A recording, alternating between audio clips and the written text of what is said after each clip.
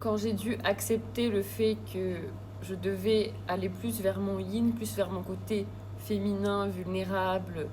repos, etc., et tout ce que ça englobe le yin,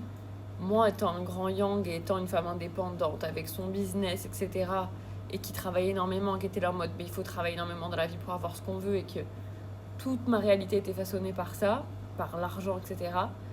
bah du coup, j'ai vraiment eu beaucoup de mal à rentrer dans ce yin. Et mon image du yin, c'était vraiment la feignasse qui dépend de son mari et qui fait rien à la maison et qui sert à rien. Dramatique, déjà dramatique d'avoir cette vision-là. Et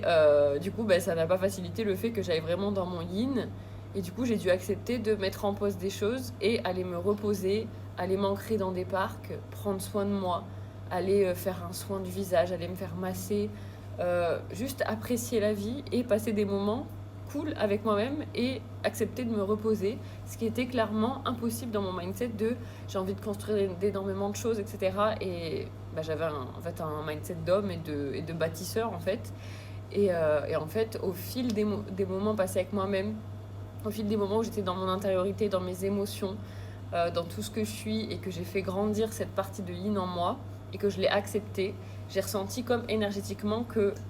j'ai fait comme un tour. C'est comme si mon énergie était comme ça et j'ai senti que comme si je passais par-dessus bord d'un bateau et j'ai senti que j'avais switché et que ma plus grande proportion d'énergie bah, s'était passée en yin. Et depuis ce jour-là, j'appréhende la vie avec beaucoup plus de liberté et d'écoute de moi-même. Et chaque jour, je me réveille et chaque jour est nouveau et chaque jour, je fais ce que je ressens être le mieux pour moi et j'accepte de vivre en fonction de mes cycles et en fonction de mon énergie de femme. Et ça a tout changé pour moi.